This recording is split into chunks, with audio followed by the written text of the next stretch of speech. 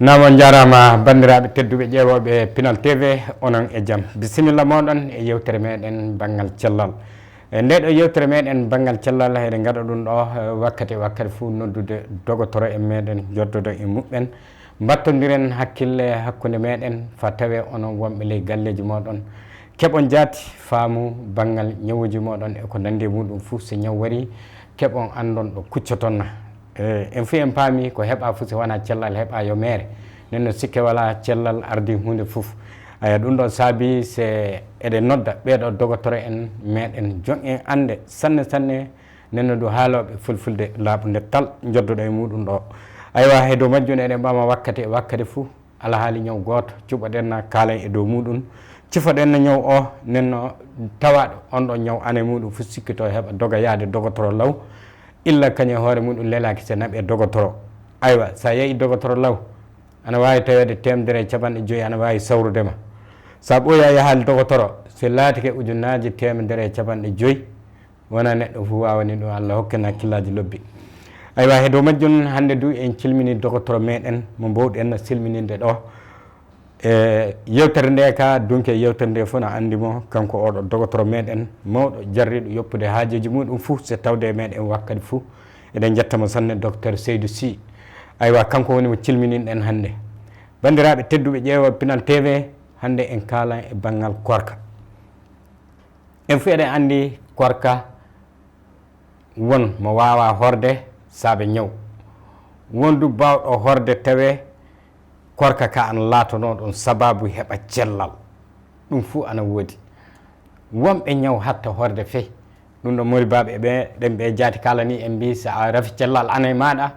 aɗa wawi yaade dogotoro ƴeewa hoore ma so dogotoro maɗa o jaati wi ñaw maɗa o e korka yadata aɗa wawi muñcade korka ka fande maɗa hedde cellal ngal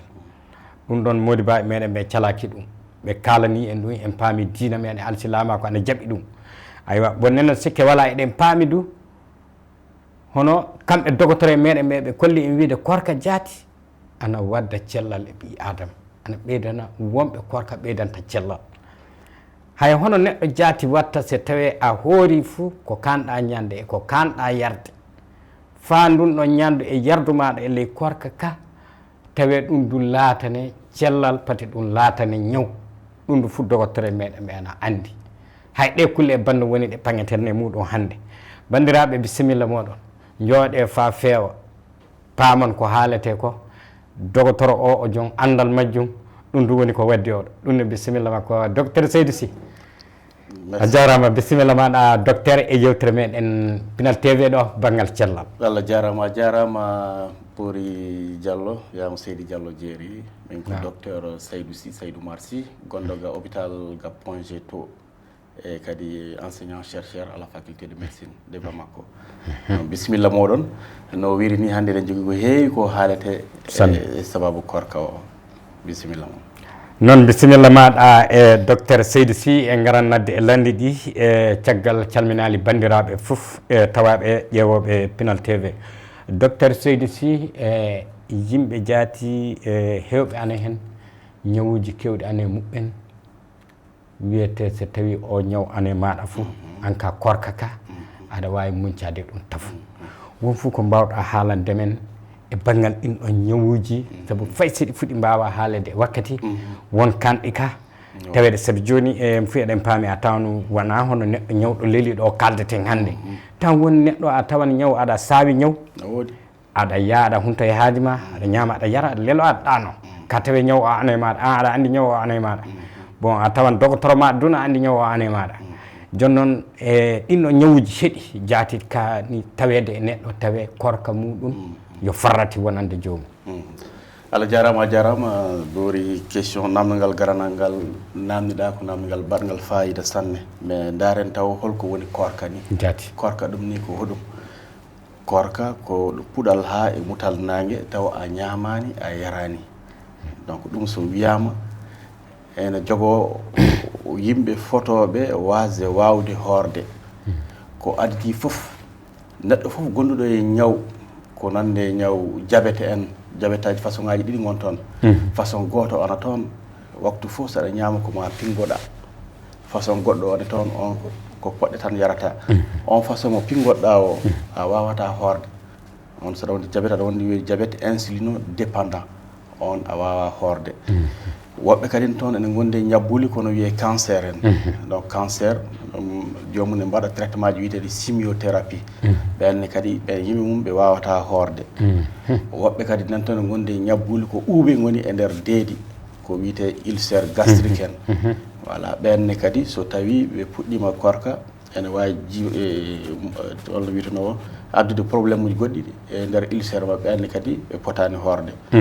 woɓɓe kadi nan toon ene gondi ha e ñabbuli ɗi taw koye nder teteki ɗi hoore mum woni ñabbuli biyeteɗi les maladies inflammatoires chroniques ɓenne kadi ɓe potani horde korka voilà donc ko nandi hen ha heewi ko an foti yaade gummoɗa jaaha to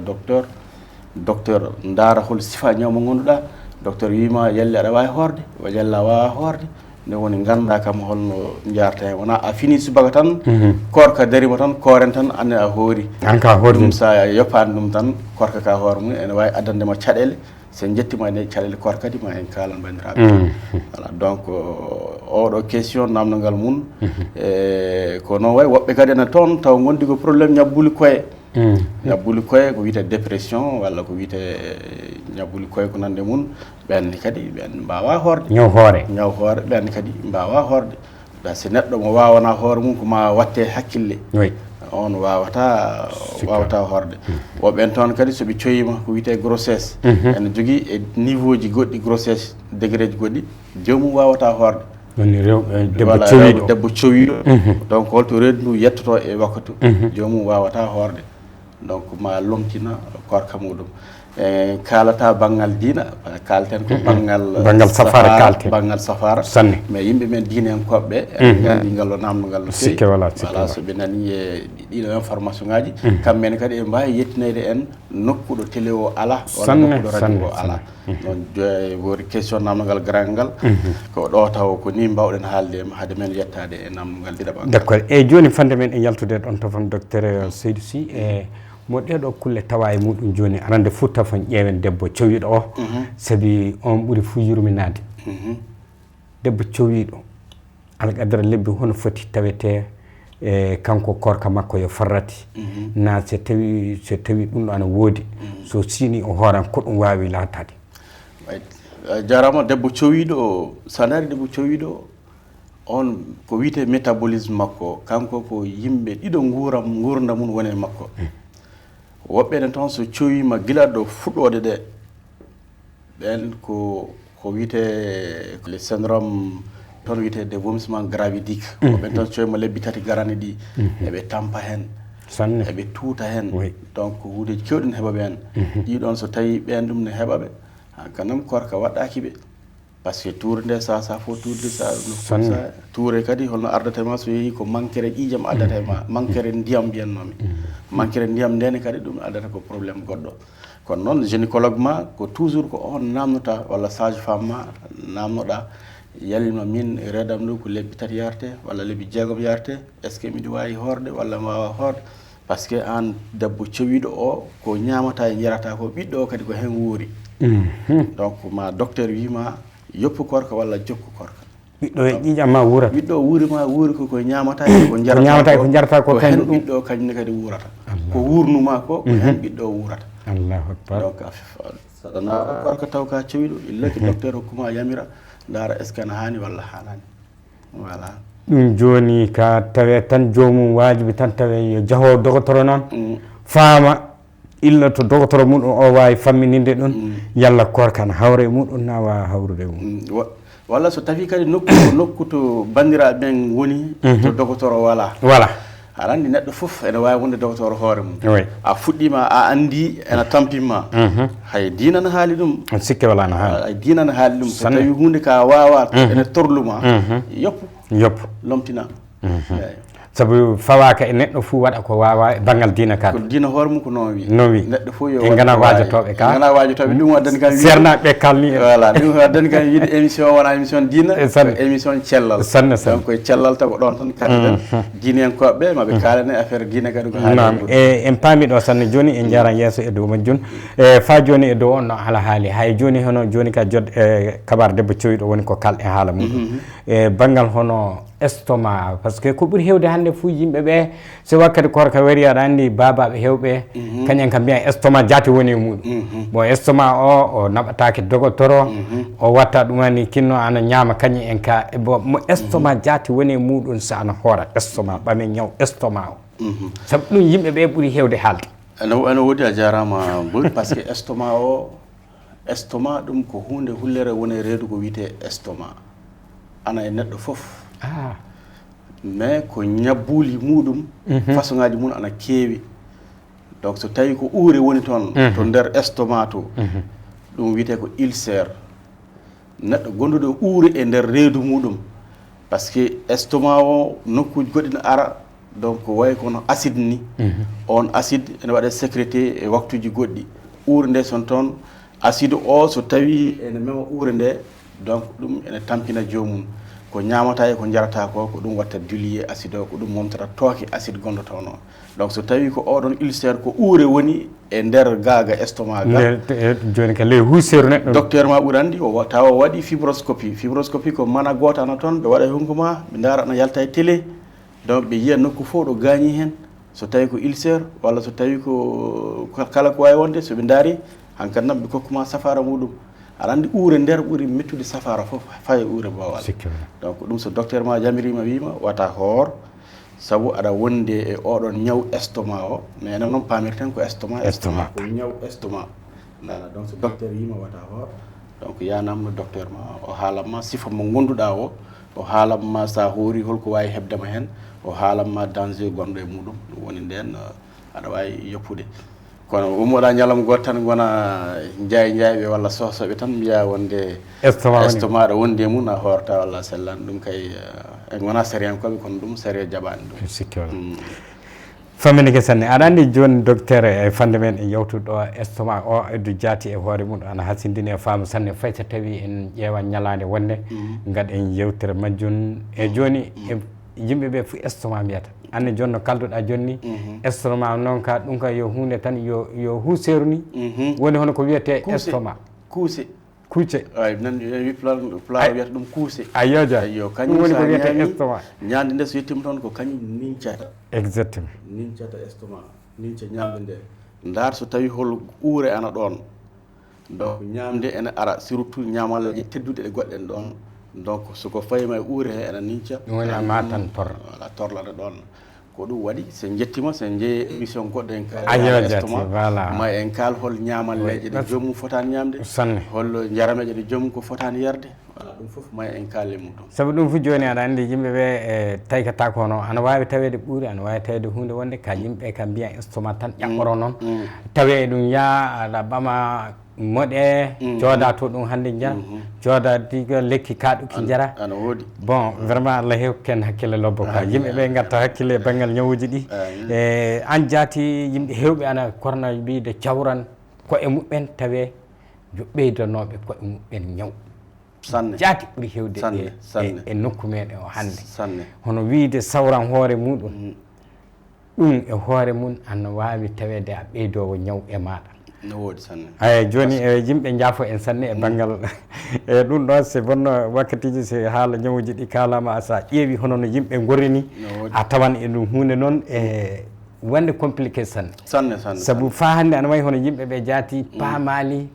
hono ñawuji ɗi so a maati hunde ka fo fay goto wawa wiide kañum ana andi ɗum so wona dogotor kañum tan wawi wiidemo hunde ma nde woni ema waɗu ɗum accu ɗum ɗum ni woni safare ɗum woni safara mum voilà merci beaucoup e docteur Seydou Sy en jokkitoto landi meɗen ndi e joni neɗɗo jaati so tawi omo hoora hoɗum woni nafa korka jaati hoore mum ngal namnogal ko namnogal kadi korka ko ɗum woni nafa bangal par ce que ene e nder safaraji e nder doctoragal ni ɗum ko ɓooyi ene ɓura plus de 2000 ans ene ɓura duuɓi ujunnaji ɗiɗi gila en nabi Isa arani e nden mawɓe doctoroɓe eɓe mbaɗano yimɓe korka pour darde ñabbuli goɗɗi safara muɗum holata donc eɗen paama korka hoore mum ko ɗum safara wonande yimɓe wonɓe sa ƴeemi korka no tubakoɓe mbiyata ɗum ni donc le gène il est anxolygène il est antidouleur woɓɓe ne toon so ɓami korka a tawan muusala ɓanndu mum walla jokkoje ɓanndu mum walla muusara ko woni e nder reedu korka ana safra ɗum walla ana saɓora hen no feewi sabu en kaali naane en mbi neɗɗo gonduɗo e ñaw kuuse walla gonduɗo e ñaw teteki donc sa waɗi ñalawma o kurɗo a ñamani a yarani ko ɗen terɗe ɗe poftan donc so ɗe pofti ɗum ene jogui nafoore no feewi hay ñabbuli e uuɓe gonɗe toon ɗe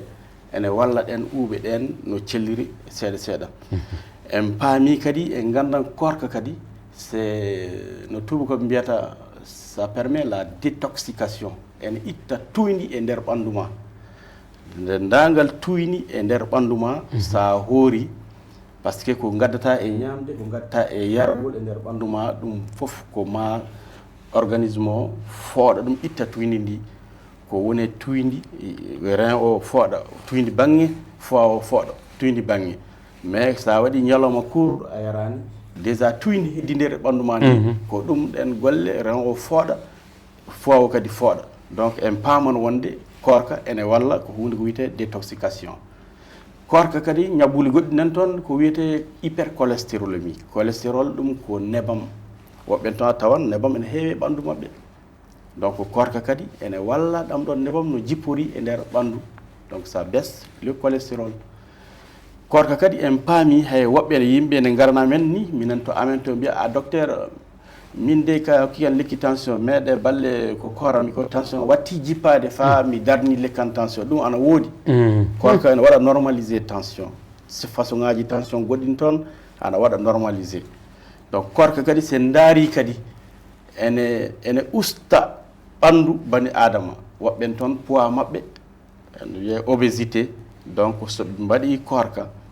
lewru walla ko ɓuri lewru walla korkaji sunnaji ɗi so baɗi ɗum a tawa terɗe maɓɓe fof ene arta donc poids maɓɓe o ana usto jomum wayata kono baɗɗo sport ni donc ɓanndu ma a heɓtan ɓanndu ma bon korka kadi sen daari nafoore mum ana heewi woɓɓe ne toon e sababu korka taw ene cimmotono nande cigarotte gacca walla taw ko dolot jaranno ko nande muɗum gacca walla ko ñamalleje goɗɗi nen toon so ñaami ene tampina ɗumen mbaɗa profité e nder lewru korka ɗi gacca donc korka nafoore mum ene heewi hay sa daari ni korka e ɗoyɗi maɗa ɗoyɗi ma ene waɗa amélioré c'est à dire ene samta sa jokki korka a wawan hebde ɗoyɗi tigi ɗi sanne on korɗo emo hoorano ɗoyɗi maɓɓe gona gotum donc en gandan tan sa faami a andan wonde ɓanndu ma ndu yaafan hakkille ma o artan et puis ɓanndu ndu kadi ndi ustoto donc ɗum woni tubakoɓe mbiyata le bien-être social et mental mbiya esprit sain dans un corps sain donc korka ene wawi wadde ɗum ɗon donc woni korka nafoore mum ana heewi sanne aɗo wawi yowde ɗo tafo haade men miccitade goɗɗum ana heewi non vraiment ɗum ɗo yo hunde mawde sanne ko korka jaati nafata ɓi adama ɗum ka ana wayi hono joni ka yimɓe ɓe ka dokkama alsilame en dokkama korka fa keɓano kemra cellal muɓɓen e wakkati pagoɗa baraji keɓa cellal no fewi mi yejjiti ni en kaali en nokkuji goɗɗi muusalla koyɗe ko nande voilà ko wiyete rhumatisme articulaire walla ko wiyete arthrite inflammatoire walla ko nande mum hunde goɗɗi tan wiye colopathie fonctionnelle ɗum ɗon foof muusala mum korka ka ana gayna walla ne usta ko heewi en donc en paami mbi le carême est antidouleur hono neɗɗo jon terɗe ɓellere nde so ana hoora futama ɓellere mum ene saaya ɓanndu mum ko nebam ɗam ene usto e ɓanndu mum ɓellere nde gonɗo e ɓanndu kadi ana usto donc ko ɗum safara jomum hewta calɗi mum ko tiit tan donc ko ɗum safara sanne safara mawɗo sanne et puis on safara kadi no mbirunoɓe naane ni docteur oɓe mbaɗi on safara e safaraji keddiɗi ɗi ene ɓura duuɓi ujunnaji ɗiɗi donc hunde ko anda tigi wonde korka ana safra sanne wonande jabiroɗo jamiraɗo yo ɗiɗi ɗum ka ko docteur en jaati kolli wiide korka ka yo yoga e safare depuis 2500 ans ila duuɓi ujunnaji ɗiɗi e temedde joyyi voilà avant Jésus Christ donc ɗum docteur ɓe nden ɓe bindi defte mum ene woodi étude aji mum kadi ene woodi donc ene nder e fandu jangirɗe ɗe fof ene toon korka ko ɗum safara sanne famminike sanne aywa e bandiraɓe en paami ɗo sanne sanne en andi ka korka sa hoori so tawi ni aɗa wawi horde sa hoori ñawuji kewɗi won taweteɗe e calɗi maɗa ɗin ɗon ñawuji a heɓan safare majje ley korka kam korka ka jaati sawrete ɗum ka eɗen paami sanne no docteur o haaldi joni ɗoygol jaati ɗum ka ana wayi hono en ɗo kay ɗen andi ɗum yettaki fayi hono haala docteur ka sembini hono neɗɗo korɗe mo hooray ka ɗoyɗi maɓɓe ka ngalda sa korɗo joni fay sa yeehi hettindoyade tafsir a annata fa ɗanɗa wakkati goto a ɗanto Allah hokken faam lobbo e famminike sanne e docteur ɗum fe tawede en garan joni e alhaali tataɓo o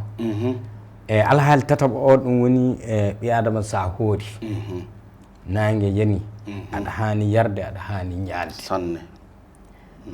ñandu ndu e yardu ndu won moƴƴu ndu e maɗa wondu moƴƴa e maɗa wondu kanɗa wadde e wakkati wondu a hana wadde e wakkati hay hoɗum dogotor en cuɓi e ɗum e joom donc ngallo namdogal kadi ene waɗi fayida no feewi par ce que korɗo a waɗi ñalawma gila ha jamma a ñamani a yarani donc ko ñamata e ko jarata ko hunde ana e mum kono wiye glucose ko wayno sukara sukara ko kañum woni carburant ɓandu bani adama ko mbaɗɗa ñalawma aɗa hoori ha jamma a yarani a ñamani donc sukara ma a addani e nder ñalawma o ko organisme ma o e nder muscle uji ma donc terɗe organisme o ya addoye stock gonɗo toon o pour ha waɗa ɗum utiliser beele an mbawa muñde oɗon torla manquere sukara ka donc ɗum noon firti wonde sa taƴi korka ma ko sukara ko ɓuuri yiɗede kay ko yarame baɗɗe sukara walla ko nande tamoro en walla ko nande jus de fruit en walla ko nande kenkeliba en walla ko nande lipton mais taw ana waɗi sukara sanne ɗon kay taw ana waɗi sukara sanne haaju ma woni ko oɗon kaɗon sukara beele sukara ka ene natta e terɗe ma sukara guinoɗo réserve guinoɗo e nder muscle o ene arta e muscle ma beele kala ko manqueno toon ko nande sukara ene arta e nokku muɗum donc ɗum ko no witeno ko obligatoire ko ɗum forcé ɗiɗaɓel ngel so tawi a taƴi ɓuura yiɗede ko ya taƴir ko wuuli donc so woni ndiyam gulɗam woni café gulɗo woni kono ko wuuli ko ɗum ɓuuri yiɗede par ce que ko wuuli ko tomo ko mbiyata le chaud ça entraîne une vasodilatation donc nder estomac kulleji gonɗe toon ɗe addan vasodilatation ɗum fitata ko uddi tan ñamde ma e sukara ka gaddata ka kadi kan sukara kadi ka waɗan hunde woten toon ne wiye insuline ana wawi wonde diabétologue nder ɗon on kaali ɗum sukara ka gaddata ka kan watta stimulé hunde toon ne wiye pancréas waɗa produire ko wiyete insuline on insuline o ko on watta heege e maɗa donc ɗum woni keɓa appétit keɓa yidde ñamde donc ɗum woni nafoore taƴirde ko wuuli e tawana waɗi sukara en jii bandiraɓe men woɓɓe nan toon so tawi korka taƴama tan futuro so woni ko ndiyam ɓuɗɗam walla glace en walla ko nande sanne ɗum e dogan ɗum yamiraka kono noon goto fof ne jogui gowka mum ɗum yamiraka holno jarita ndiyam ɗam walla glace ni comme ça ñamde ma fof guddoto donc a ronkan ñamde taƴa korka ma ñande nani aɗa nana yimɓe wiya mi taƴi korka ñande nani aɗa feyni ha heewi mi ronki ñamde par ce que ɗon e ɗon ɗo taƴata korka ma ka taƴir ko wuuli tawana wonde tamro walla na wonde so gosi walla karaw walla lipton walla jus de fruit ko seeɗa jarata hen sa yari hen seeɗa jaa juula sa juuli gacca fa ɓooya fodde ko nande heure walla ko fayi heure nden puɗɗoɗa ñamde sa fuɗɗima ñamde hankkadi nam e nder jamma e foof ko yarde ndiyam mbatta so yarde ndiyam nde ne waɗi fayida no feewi surtout e nder jamma e yarde ndiyam ɗam no feewi par ce que so yeeɓoy en jettoto en garanno korka kadi ene jogui nafoore ɓe holko torla kadi ko waɗi en garani mum mela donc ɓuura yiidede ko ɗon ɗo taƴƴa ɗo ñama ñamde baɗɗe sukara sanne et puis taƴiraɗa kadi ko wuli ko ɗum ɓuura yiidede banggal médecine banggal doctoragal kadi ko noon wiira et puis ko noon kadi ɓuuri moƴƴude bani adama kadi san eyo non ni no fa hande docteur nenno en paami ka sikkoro ka yo hunde noon joguinde nafa fastanne wonande terɗe ɓi adama iwde sa korɗo sa wona korɗo sabu joni minen joni min cikkono sikkoro kana weele ɗengal tan sukara a woni korɗo a wona korka jaka ɗum joga du e safare ana jogui nafoore mum e ɓandu no feewi sukara ka muscle uji ɗi ko darata ko mouvement ji ko watta ɗi koko sukara ka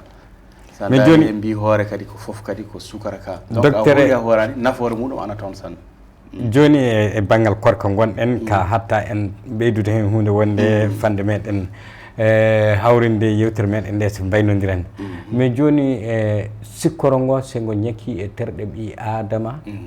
sabu joni en paami ka sikkoro yo hunde mawde noon e ɓi adama e terɗe ɓi adama ɗe so ɗum ñakki hoɗum fu ɗum ɓuuri yawde wattude so ɗum heewi so ɗum ñakki mi faama c'est fanɗi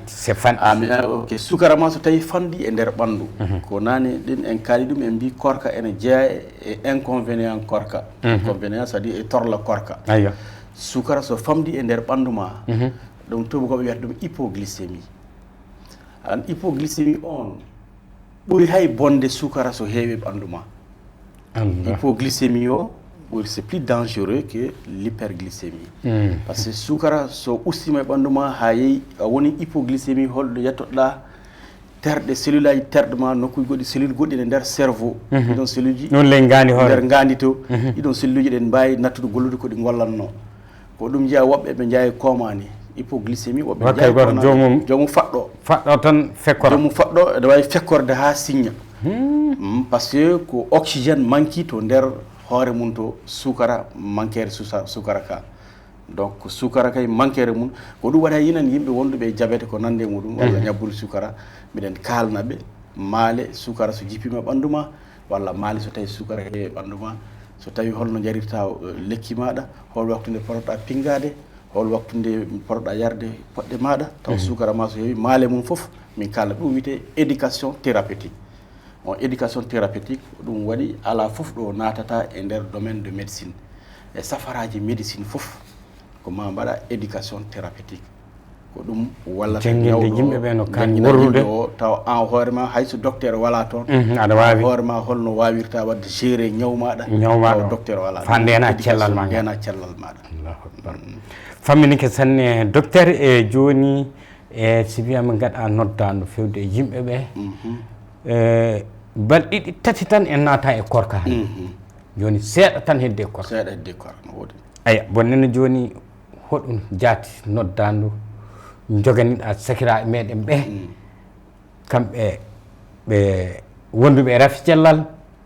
na jaati selluɓe yaroɓe koye muɓɓe ana celliɓe soɓe koori hono ɓe kaani wadde ayo jaati bisimilla Allah jarama ko wiyatmi bandiraɓe meɗen korka so fandima so woni ko gonduɗo e ñaw wata ummo tan koora tawa yaani to docteur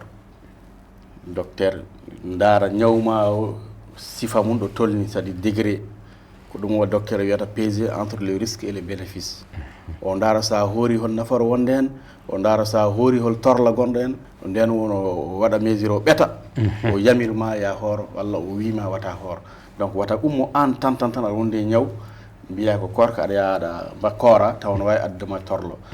ɗon oɗon information ene hokke e bandiraɓe meɗen goɗɗum kadi ko kaleten ko kokketen bandiraɓe meɗen soko tawi ko wawɓe horde ɓe toujours wotoɓe jejjiti soɓe koori soɓe kumto wotoɓe jejjiti sukara kadi ɗon sukara ka ko ɗon ɗo humtete ɗo haaju mabɓe woni koye sukara ka caggal ɗum noon mbawi ñamude ñamallaji goɗɗe ɓe mbawi rentade kadi hundeji les salés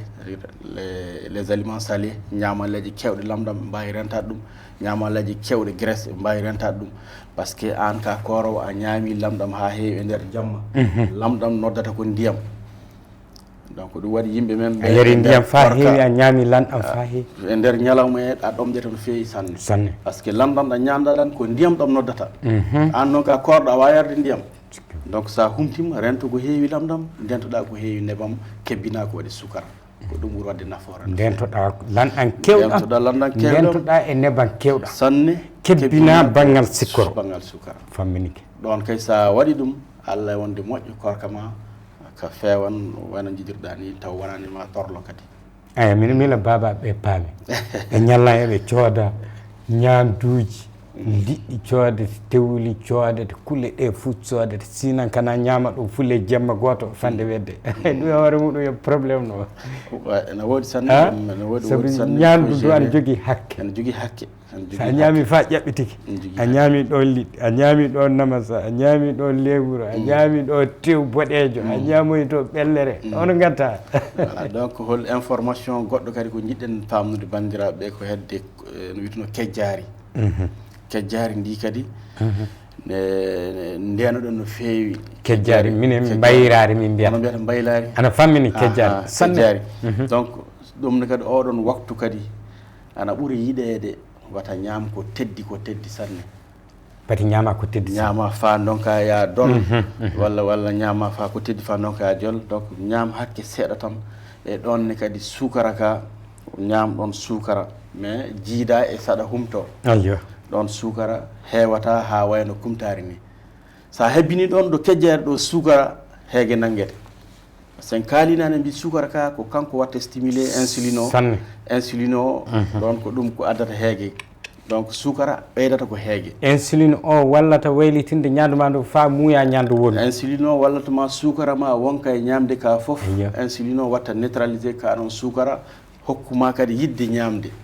aɗan ɗon ɓuuri yiɗede nden ko ɗo kumtiɗa ɗo no kumtiɗa ɗo nden ɗum ɓuuri yiɗade beele aɗa heɓa yidde ñaam sanne ñamale jemma voilà nde ɗum ɓuuri ɗo korɗo ɗo kejjotoɗa ɗo kejjotoɗa ñama ɗon seeɗa beele woto heege nanggudema e nder ñalawma he sanne ɗo kejjotoɗa ɗo kadi lamɗon ñaam ɗon seeɗa par ce que mbi lamɗan ko ndiyam noddata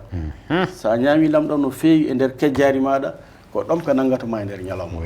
donc lamɗon seeɗa sukara seeɗa e waktu kejjari woni kejjari lamɗam seeɗa sikkoro seeɗa sukara heewa lamɗam seeɗa ko waɗi ndemam seeɗa ɗum sa waɗiri noon tan a tampata e korka no famminike sanne famminike koye docteur vraiment Allah jarama aywa e bandiraɓe yewtere meɗen nde en kaaɗi ɗo wakkati o hiɓɓi on calminama sanne on jettama en paami hono ko docteur o wi ka enen e koye meɗen e tinnoɗen no jokke konngol docteur yo safare noon a ittata fay buɗɗiɗi e nden ɗon safare nden noon sa jokki konngol docteur ngol tan a heeɓi safare tawe fay mbuɗo a ittay ay sa jokkale konngol docteur ñande an jaati a yeeyi a hokkoyi hoorema docteur eyyi ko docteur waɗima fof wona min waɗi de yo Allah hokke famlo bo aywa e joni e ko mbiyeten tan vraiment en keeɓi faamu e fayda fou e ley haalaji makko ɗi ka enen koye meɗen daña ko tawkiɗe e koye meɗen so tawi a korowo ɗum ɗo yo mi e hooram woni ko ɓeydata hen a andi ñandu a mawɗo aɗa andi ñandu ndu ka so a ñaami ana moƴƴi e ma aɗa andi ndu ñandu so a ñaami moƴƴa e ma ɗum ka joni yottaki ko jaaha landoyoɗa docteur na goɗɗo fande maɗa heɓde yottade docteur ka ñandu ndu anda ana boni e ma ndu ka munca ɗum tafu ɗum kam munca ndu ñandu ka fa keeɓa jottoɗa docteur nden so docteur haalanima no kanɗa wadde fou aɗa wawi jokkude kaɗa andi ñandu ndu wooɗa e ma a ñalli aɗa hoori fa nangue yani an ka ñandu ndu moƴƴa e ma ndu joote a ñalli a ñamay o a ñaami ndun ɗon ñandu aya waddani hoorema probléme bon nenno ɗum ɗo gattanen ɗeɗo kulle bandu fof hakkille saabi mawɗo jaati ana wawi han tawi hakkille du ana jogui ana wawi sawrude neɗɗo quoi hakkille maɗa o tawi ana wawi sawrudema fandema yettade docteur ɗum ne Allah hokken faamu lobbo e bandiraɓe on foof on calminama sanne on jettama sanne tawdede Pinal TV en calmini docteur meɗen Seydou Sy jarriɗo yoppude haajuji muɗum foof so tawda e meɗen hande du kase eɗen jettamo jettoje ɗe ngala kaddi vraiment ko waɗanata en ko yo hunde mawde nde enen jaati e ngala joddi mum Allah woni joɓowo o docteur Seydou Sy a jarama vraiment Allah jarama sanne koy yarrade yoppude haaju muɗum fou tawdede amen ɗo ɗum weeli men ɗum faydi amen